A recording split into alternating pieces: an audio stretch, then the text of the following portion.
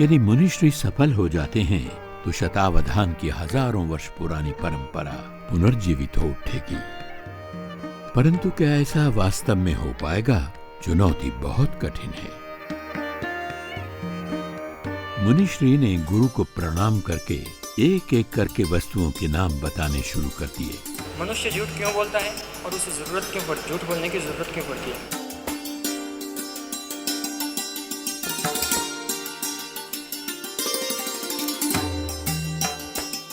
जल्दी ही वे 100 तक पहुंच जाते हैं, परंतु बीच में एक भूल भी गए हैं। लोग उम्मीद लगाए हैं शायद बाद में याद आ जाए।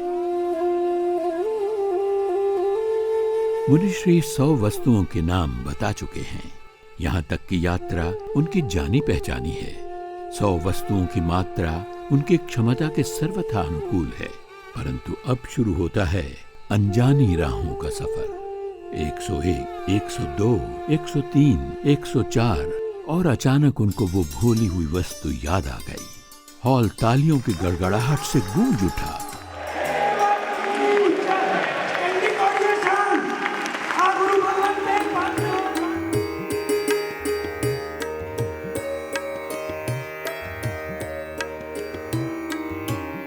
देखते ही देखते स्मृति का सफर 200 तक जा पहुंचा है।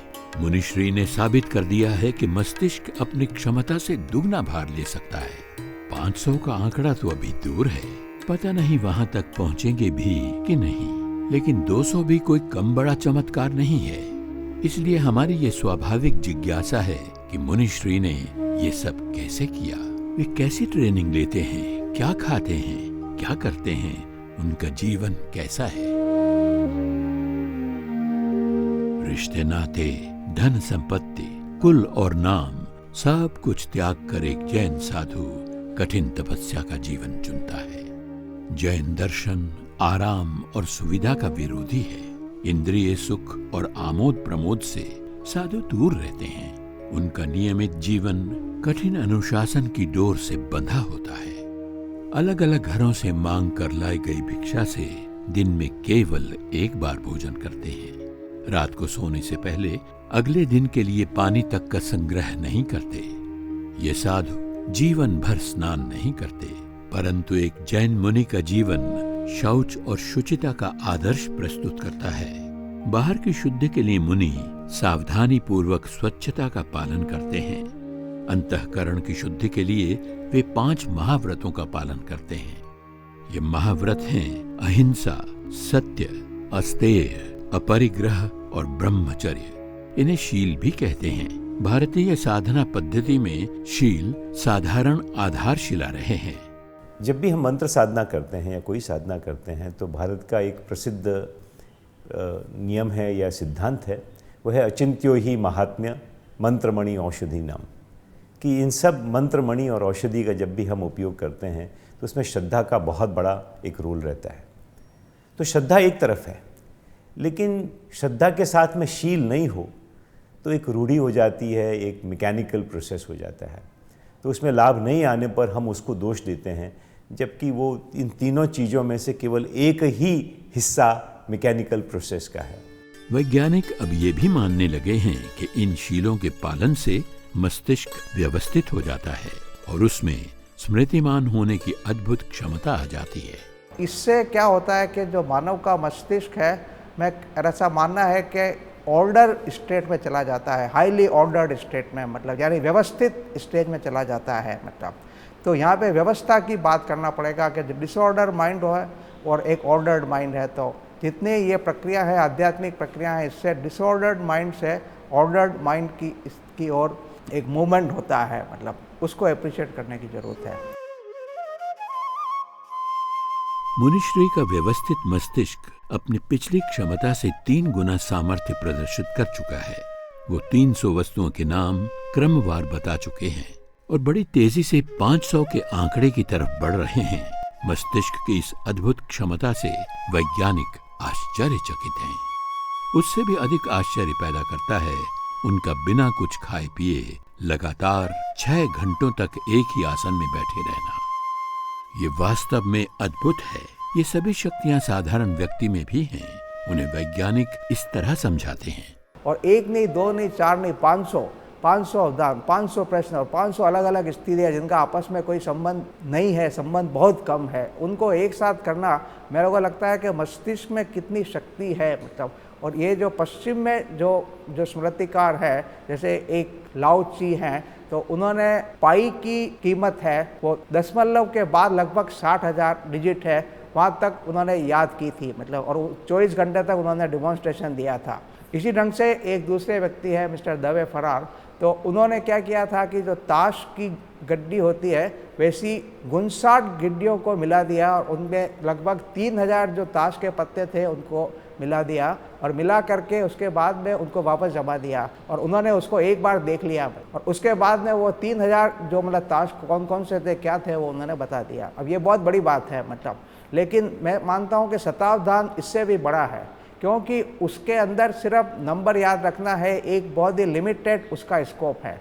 लेकिन यहाँ पर हमें देखता हूँ कि 500 अलग अलग ढंग के, लगभग अलग अलग ढंग के कुछ उसमें ग्रुप होते हैं, लेकिन ज़्यादातर जो वैरायटी है, जो रेंज है, वो रेंज उनमें नहीं है। और ये बहुआयामी कंसेप्ट है, मल्टी डायमेंशनल जो ब्रेन की कैपेबिलिटी है वो शायद प्रकाश में आती है, उसका डिमॉन्स्ट्रेशन है। देखिए, साधारण जो अपना मस्तिष्क है उसकी जो कार्यप्रणाली है वो ये है कि उसमें न्यूरॉन्स और साइनेप्सेस उनके नेटवर्क होते हैं और उन नेटवर्क के अंदर जो साइनेप्सेस होते हैं उसका एक बहुत महत्वपूर्ण रोल होता है मतलब मेमोरी को स्टोर करने का। पर अभी जो आधुनिक जो कुछ नई खोजें हुई है, नई शोधें हुई है, उसमें आया है कि हमको न्यूरॉन के आगे जाना पड़ेगा।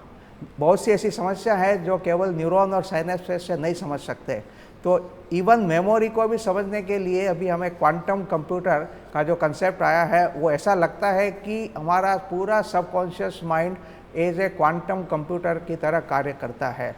और ये क्वांटम कंप्यूटर बिल्कुल अलग ढंग की चीज़ है। अभी विश्व में सिर्फ एक ही क्वांटम कंप्यूटर बना है जो उसमें शायद 6 या 8 मतलब उसमें एटम है, लेकिन प्रकृति ने हमको बायोलॉजिकल टेम्परेचर पे ये जो क्वांटम कंप्यूटर प्रदान किया है इसकी क्षमता बहुत बहुत ज़्यादा है और इसमें पैरेलल प्रोसेसिंग इसकी इनबिल्ट कैरेक्टरिस्टिक है जो कि साधारण कंप्यूटर में नहीं होती है। जो दूसरे कंप्यूटर से उसमें होता है पैरेलल प्रोसेसिंग, पर ये जो क्वांटम कंप्यूटर है इसमें पैरेलल प्रोसेसिंग भी है और उसके साथ में जो इसकी जो इकाई होती है वो बिट नहीं होती, इसकी क्यूबिट होती है। और क्यूबिट के होने के कारण इसकी जो क्षमता है वो अनंत अनंत अनंत तक पहुंचती है। अपना मस्तिष्क है उसकी जो कैपेसिटी है उसकी मैक्सिमम जो मतलब मेमोरी के लिए जो यूनिट चाहिए बिट्स वो 10⁻16 के आसपास होती है। ये जो अगर इसको क्वांटम कंप्यूटर माने और ये क्यूबिट को अगर हम लें, क्यूबिट की बात करें तो इसी की कैपेसिटी 10⁻27 क्यूबिट्स पर सेकंड हो जाती है। तो 10⁻27 क्यूबिट पर सेकंड ये इतनी बड़ी संख्या है कि आज का जो दूसरे जो कंप्यूटर है जो सबसे बड़े कंप्यूटर माने जाते हैं वो कंप्यूटर इसके मुकाबला में बहुत बहुत छोटे हैं। तो ये क्षमता हमारे आचार्यों ने, हमारे ऋषियों ने, मुनियों ने शायद लगता है हजारों साल पहले इसको रिकॉग्नाइज कर लिया था और जो वो ज्ञान है वो ज्ञान हमारा आत्मा के अंदर है, निहित है। ये शायद और जो वो शताब्दान है एक प्रक्रिया है छोटी सी ये बताने के लिए कि भाई इसकी कैपेसिटी इतनी है, इसका यूज़ करना चाहिए।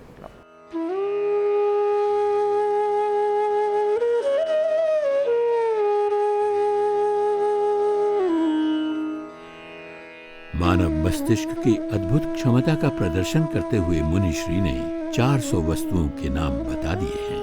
अब केवल अंतिम 100 बाकी हैं। 401, 402, 403।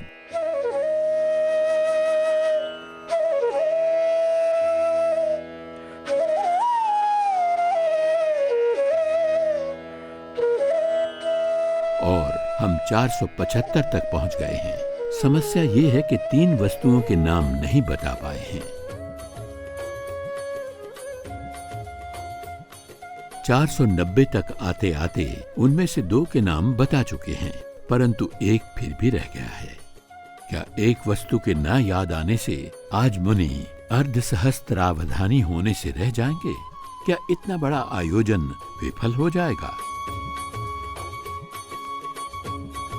491, 492, 499, एक अंतिम वस्तु और रह गई है। मुनिश्री रुक गए हैं। सब लोग मानो सांस रोक कर चुप हैं।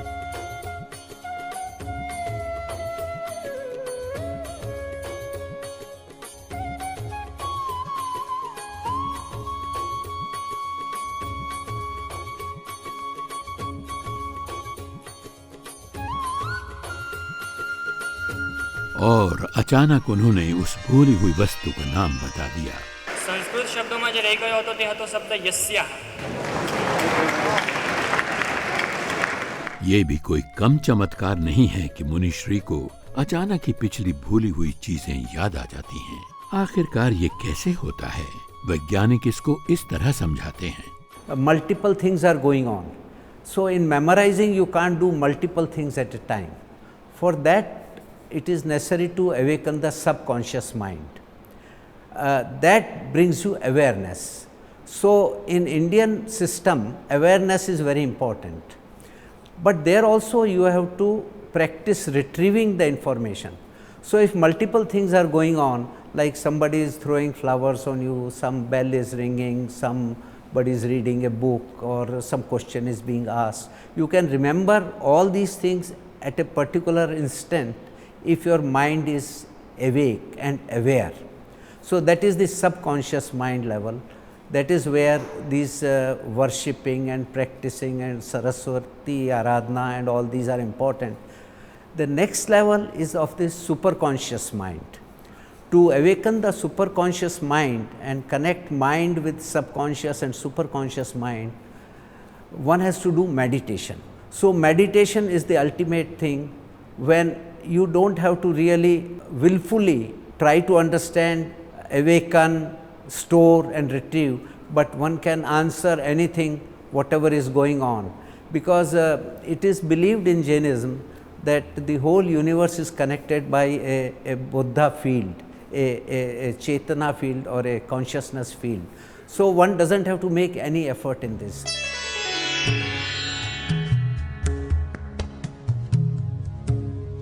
अपनी साधना द्वारा सहज चमत्कार दिखाने वाले मुनि के लिए अब समय आ गया है उस अंतिम वस्तु के नाम को बताने की औपचारिकता का। अर्धसहस्त्रावधानी होने के लिए मुनिश्री को केवल एक सीढ़ी और चढ़ना है। 1,08,000। और इस तरह आज मुनि अजीत चंद्र सागर जी अर्धसहस्त्रावधानी हुए। उनके आध्यात्मिक जीवन में भले ही इसका कोई विशेष महत्व न हो, परंतु भारत के सांस्कृतिक पुनरुत्थान की दिशा में ये एक महत्वपूर्ण कदम है, क्योंकि वर्षों से लुप्त सहस्त्रावधान की परंपरा आज अर्धसहस्त्रावधान पर पहुंच चुकी है। याद रहे, ये कार्य बिना किसी अनुदान या किसी सरकारी सहयोग के हुआ है।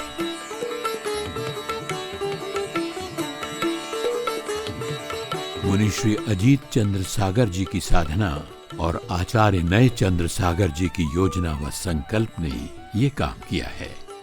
ऐसे महान त्यागी और तपस्वी निस्वार्थ भाव से कार्य करते हैं। इनकी प्रेरणा केवल इनका अपना धार्मिक स्वभाव है। कोई सरकारी पुरस्कार या भीड़ की लोकप्रियता नहीं। हमारे पुरखों के त्याग और घोर पुरुषार्थ ने कभी भारत को विश्व का गुरु बनाया था। आज इन तपस्वियों के उद्योग ने भारत की उसी गौरवमय विरासत के अरुणोदय की उम्मीद जगाई है।